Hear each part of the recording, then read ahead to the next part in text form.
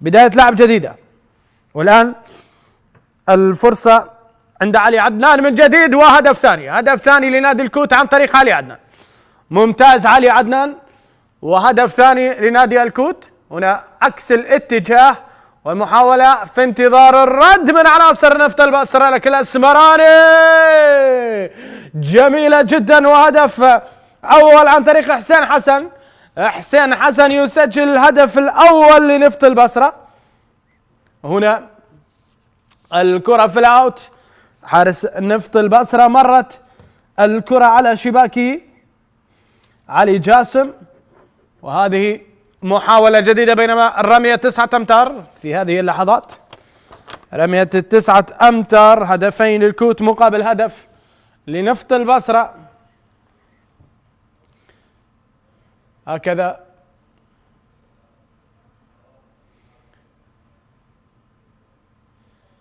هي النتيجة، أو 1-0.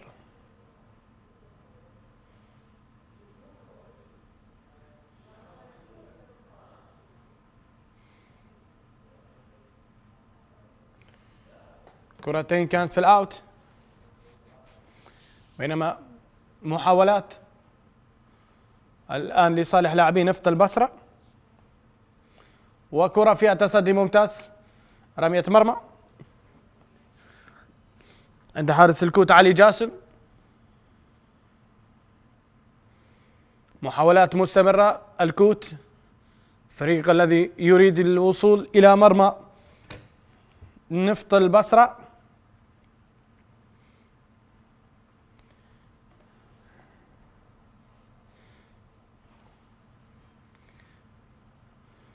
بينما هنا سلسلة التمريرات، هذا علي إدارة اللعب من لعب الارتكاز.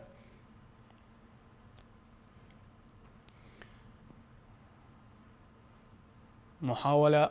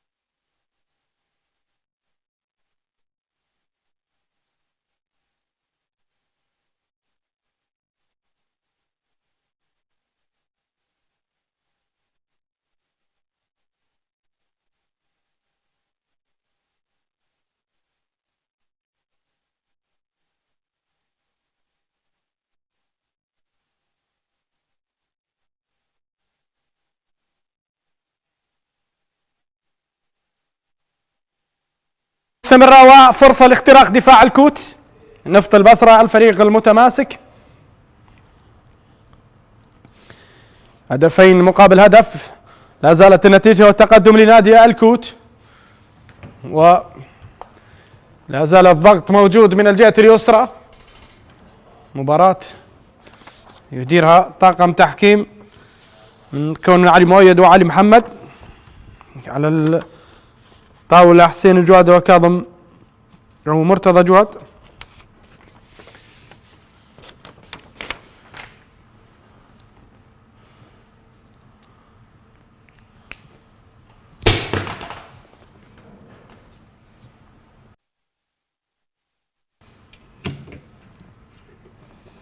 وصول جديد ومحاولة للاختراق، تسديد وتصدي ممتاز. حارس المرمى كان ممتاز محمد أحمد، بينما الكرة عكس الاتجاه والفاست بريك، لكن المحاولة إلى خارج أرضية الملعب. هذه هي المحاولة الأخيرة. مباراة التي تقام في قاعة ميثم حبيب هنالك في محافظة واسط مدينة الكوت، ونادي الكوت إلى الآن متقدم بهدفين مقابل هدف. إلى الآن الأمور ماشية.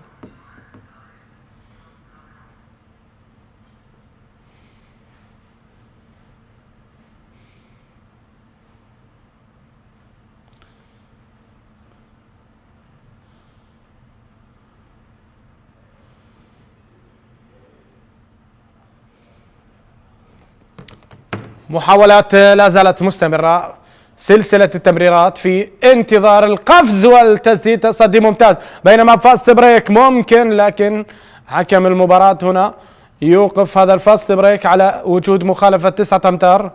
صافرة كانت حاضرة من حكم المباراة الذي أقر بذلك.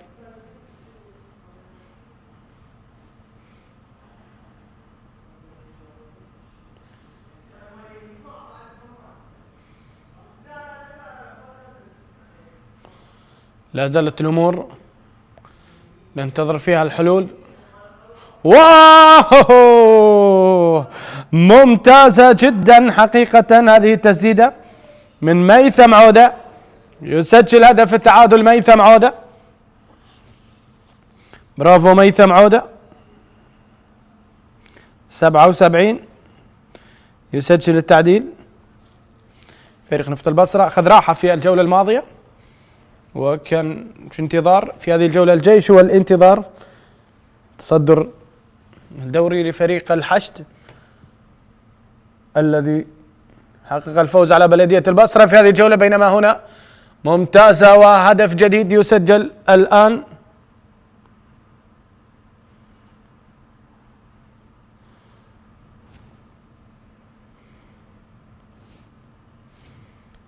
عادت الكرة وفي المرمى، في المرمى هدف جديد يسجل لنادي الكوت. 3-1 الآن، 3-1 النتيجة للكوت على نفط البصرة. 3-1 النتيجة حتى الآن، تصحيح في السيجي، النتيجة 3-1 وليس 3-2.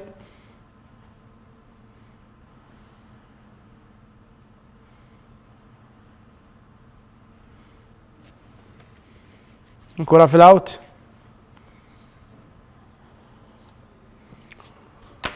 عدد سريعة، بداية قوية لنادي الكوت. وهنا الرابع، سريع سريع سريع يأتي الرابع، وفرحة في مدرجات مشجعي نادي الكوت، فرحة في المدرج.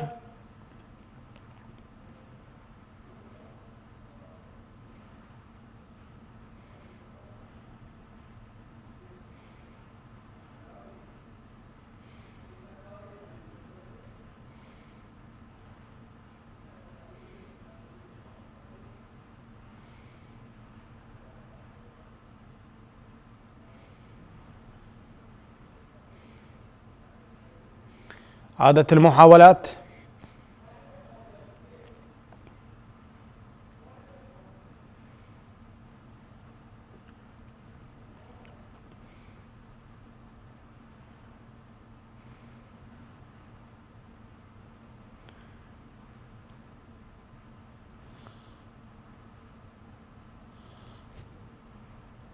خمسة واحد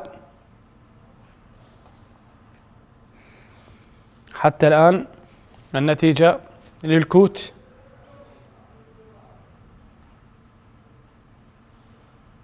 تايم اوت يؤخذ من جانب مدرب نفط البصرة.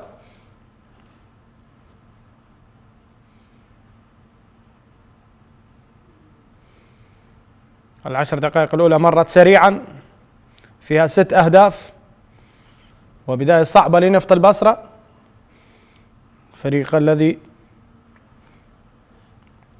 فاز في الجولة الأولى على بلدية البصرة 28-26، وخسر بفارق هدف من السليمانية ب 27-26 هناك في السليمانية. الآن الأمور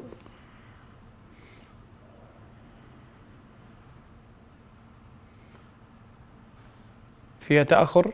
5-1 نتيجة صعبة على نفط البصرة. مفاجأة من الكوت الذي خسر بفارق هدف في مباراة صعبة من متصدر الحشد الشعبي بهدف مقابل لا شيء. وفي الجولة الثانية فاز على الفتوة ب 31 مقابل 20 هدف.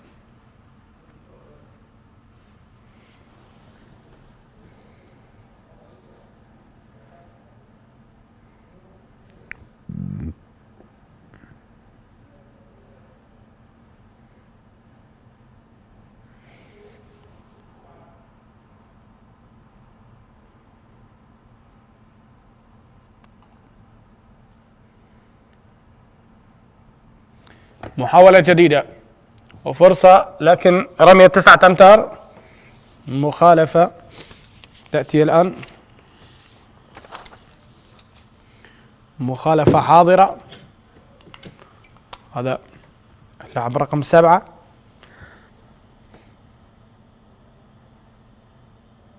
مرتضى عبد الهادي، بينما حكم المباراة يشير إلى رمية الجزاء، رمية 7 أمتار مرتضى عبد الهادي في مواجهة محمد أحمد راهي، الحارس اللي يتمكن من صدها في الجول. إذن 5-2 الآن، 5-2، فيما نقطة في الخط الأمامي لفريق نادي نفط البصرة. الفريق لا يقدم مستوى مرضي هجوميا. 5-2 الآن، 5-2 نتيجة الحاضرة. والهدف السادس، هدف سادس لفريق الكوت، بينما بداية هجوم. 6-2 نتيجة الحاضرة. محاولة تقليص الفارق من جديد.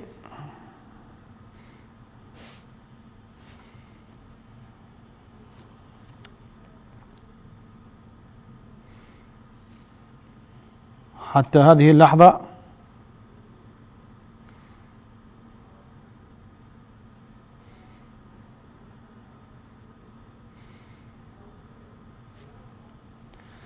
هنا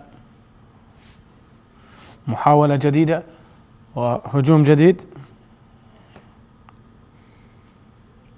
والكرة في المرمى. برافو علي جاسم، حقيقة ممتاز علي عدنان، عفوا. هدف السابع للكوت، 7-2 حتى الآن.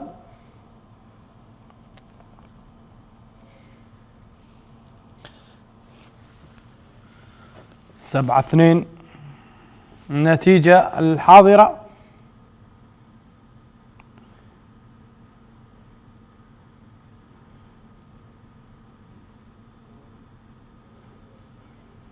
هدف يضاف الآن لنفط البصرة، 7-3، والهجوم تصدي ممتاز، لكن عودة الكرة مرة أخرى للاعبي فريق الكوت.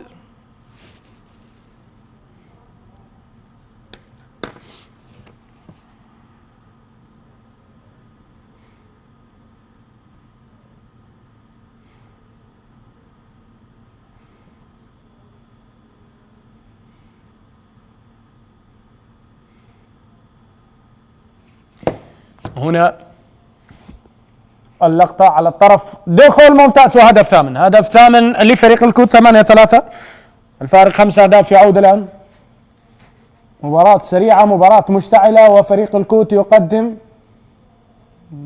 انفجار حقيقة.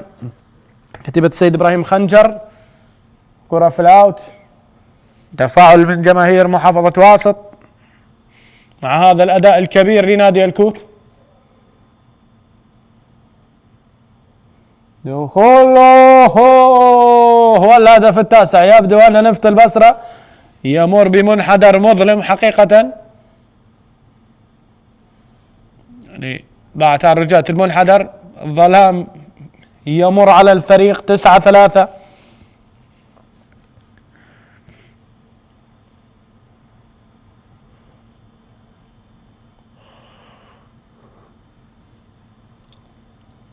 هنا رمية 9 أمتار وإبعاد دقيقتين إيقاف. اللاعب رقم 55 في نادي الكوت أحمد حسن. رمية الجزاء، رمية 7 أمتار مرتضى عبد الهادي.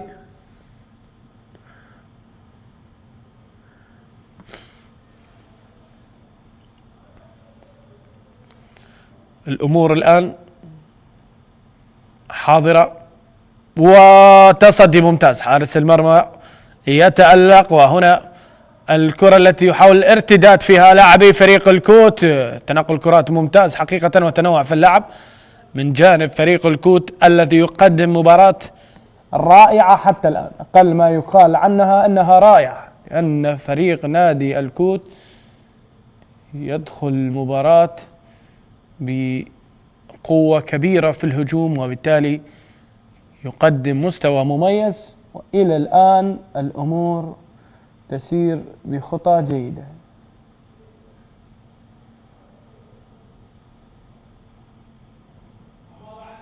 أوه ممتاز حقيقة علي عدنان، كلما وصل كلما سجل، 10-3 الآن، 10-3 حتى اللحظة.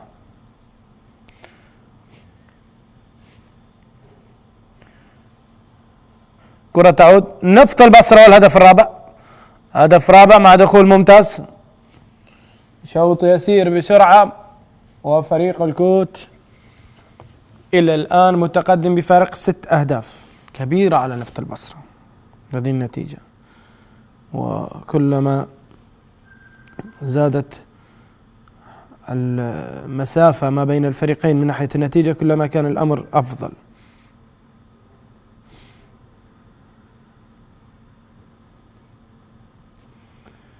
تعود الكرة ممتاز، دخول ولف ودوران، وهنا المحاولة، أفكار جميلة، حارس ممتاز حقيقة، سد الكوت يرد كل هذه الكرات، يرد ركلة أو رمية الجزاء، يرد كل ما يمكن أن يفعل فريق نادي نفط البصرة ويتصدى لكل الكرات. كان ممتاز جدا الحارس محمد أحمد راهي حقيقة، سد الكوت كان حاضر، وهنا رمية 7 أمتار جديدة أمام مرتضى عبد الهادي. هل يتمكن الحارس محمد أحمد ومرتضى في الجول وهدف خامس بعد تصدي جميل الآن يسجل في مرماه من خلال رمية الجزاء، رمية 7 أمتار. يمكن حتى الآن أمور ممتازة.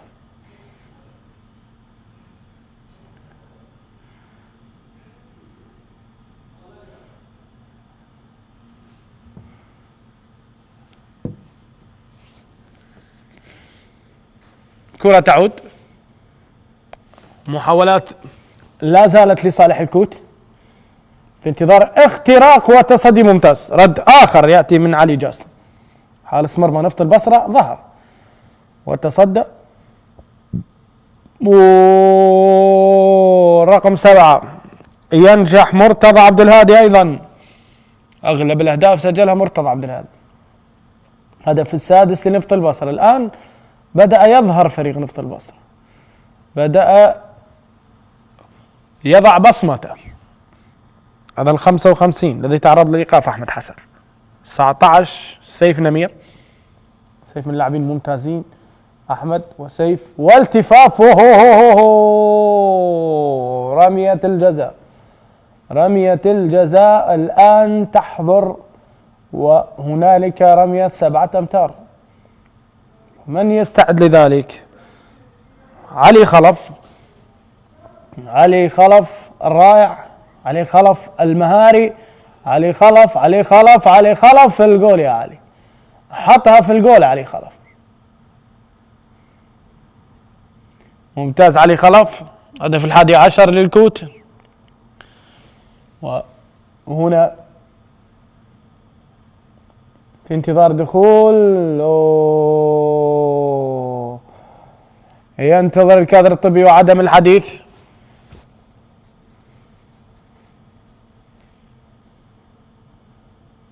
دقيقة على نهاية 10 دقائق الثانية من الشوط الأول. مباراة كرة اليد ساعة كاملة، نصف ساعة لكل شوط. طرد في هذه اللحظات، بطاقة حمراء يتعرض لها رائد عبد زيد،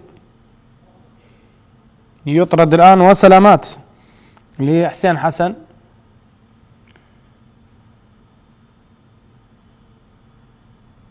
لاعب من لاعبين الشباب في نفط البصرة.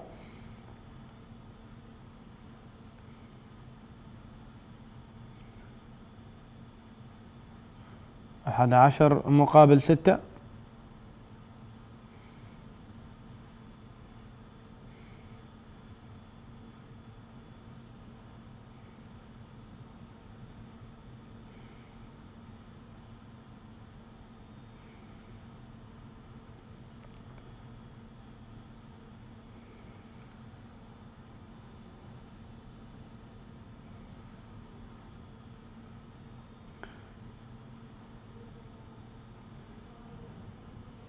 هدف يسجل الآن أيضا من مرتضى عبد الهادي، الهدف السابع.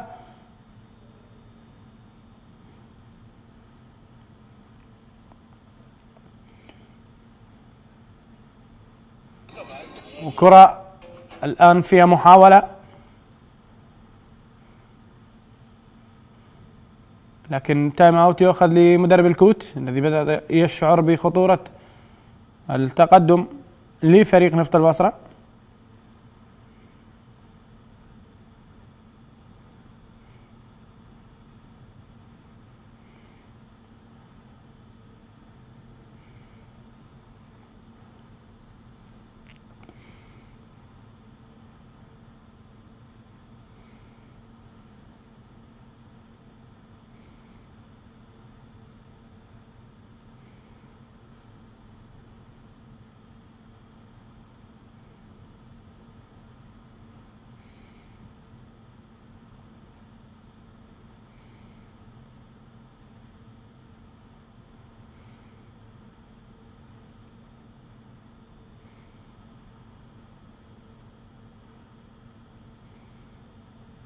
عودة الفريقين بعد نهاية تايم اوت.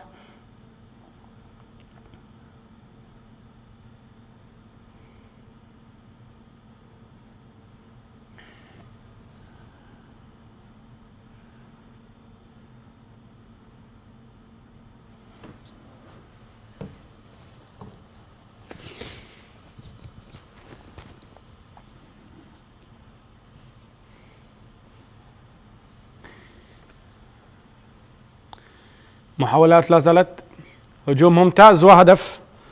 هدف يسجل لفريق الكوت عن طريق مصطفى قحطان، ارتقاء جميل وتسديد جميل جدا، وهدف جديد، هدف 12. يعود الفارق 5، 12 مقابل 7 نتيجة حتى الآن.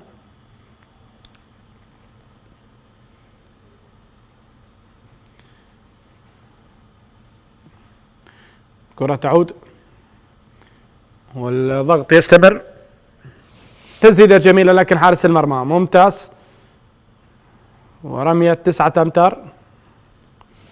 هذا هو القرار الذي أتى من جانب حكم المباراة.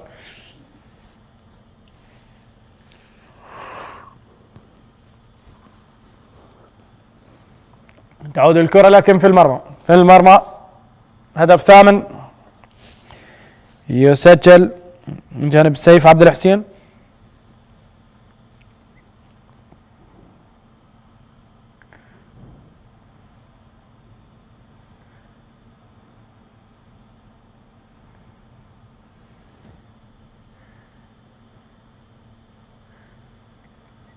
فارق 4 الآن، نفط البصرة قريب دائما ما يكون التخوف من هذه الأوقات.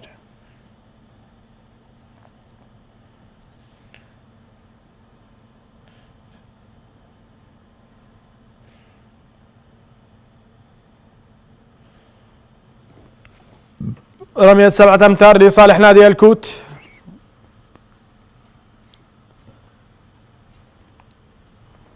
الجولة التي بدأت مشتعلة، علي خلف وتغيير لحارس المرمى. الآن حسين خالد هو الحارس البديل، علي خلف وحسين خالد، وكرة في الجول، كرة في المرمى. شاهد 4 حراس يملك فريق نفط البصرة في الدكة، رغم أن الفريق أخذ راحة.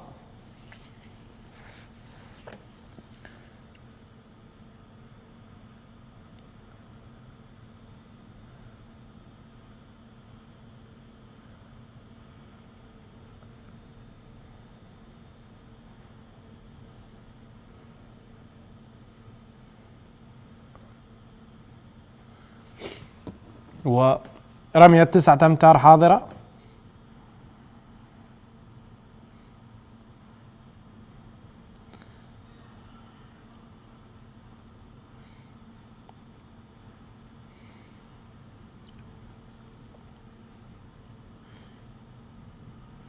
كرة تعود، فاست بريك سريع وهدف. هدف جديد وجميل لنادي الكوت. إذن أفراح الكوت تتواصل الآن، تستمر الأفراح. 14-8 نتيجة حتى الآن، الفارق أصبح 6 والضغط مستمر.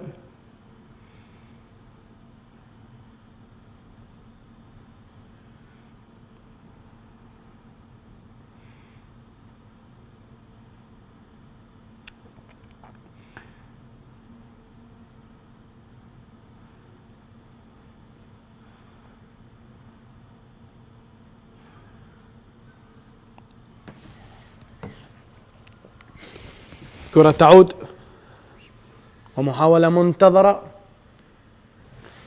ضغط من جانب لاعبي نفط البصرة، وهذه الكرة هو إبعاد إلى خارج أرضية الملعب. إبعاد يأتي وتدخل من حارس المرمى في وقته.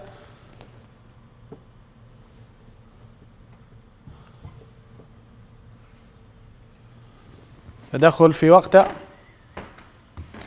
بداية هجوم جديدة تأتي الآن. محاولات الهجوم ورمية 9 أمتار حاضرة. قوة بدنية بين الفريقين.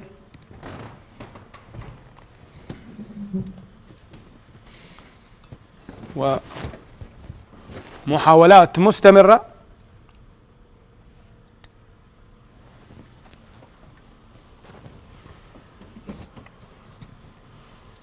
تعود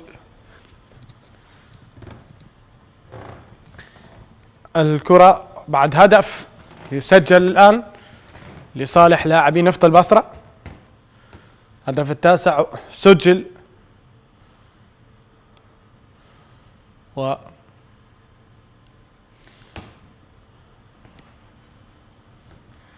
ضغط موجود.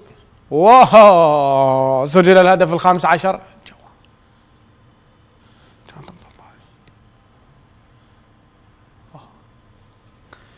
كرة تعود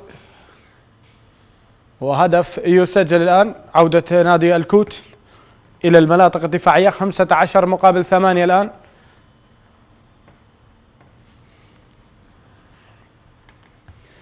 خمس دقائق وأقل على النهاية. 15-9 النتيجة. حديث مع الكوادر الفنية من المدرب.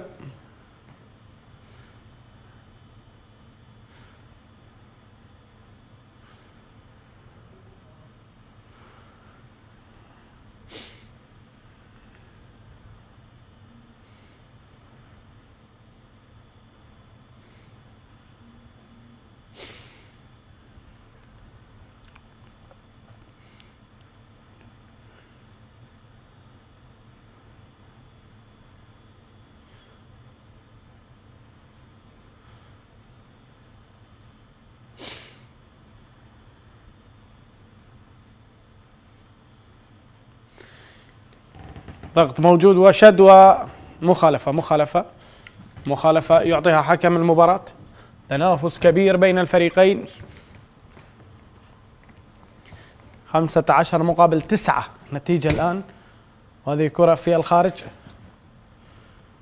مع رمية 9 أمتار.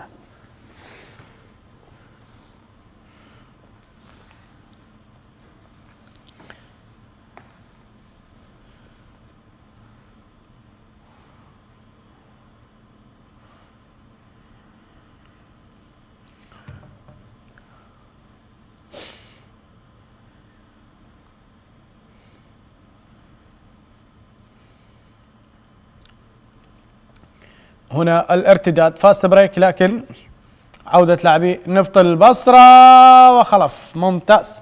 علي خلف ممتاز. والهدف 16. 6 10-9 نتيجة حتى الآن، فارق كبير، 7 أهداف.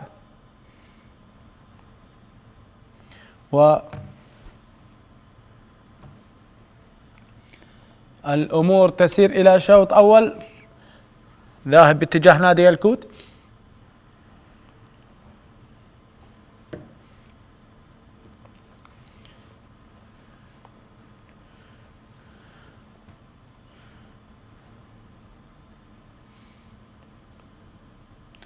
وهنا دخول والتسديدة الحاضرة،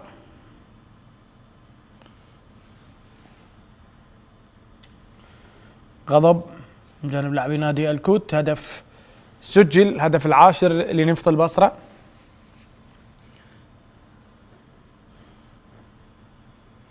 دقائق أخيرة على الختام.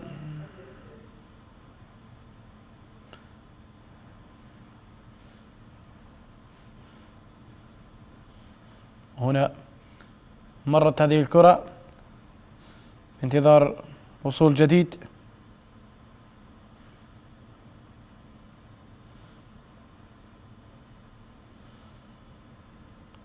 مخالفة 9 أمتار حاضرة. هنا الجماهير المتواجدة.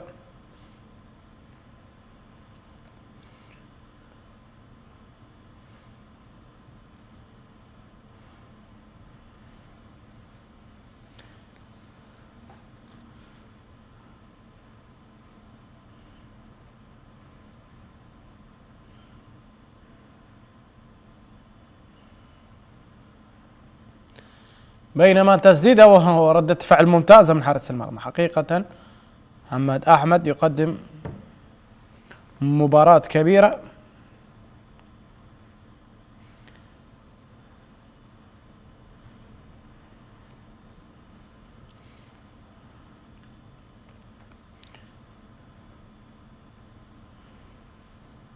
هنا 17-10 نتيجة حتى الآن. الوقت يمضي وتقدم الكوت يستمر. هدف جديد سجل الآن.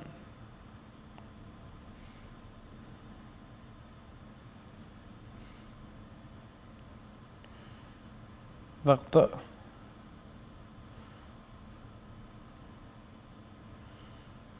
ومحاولة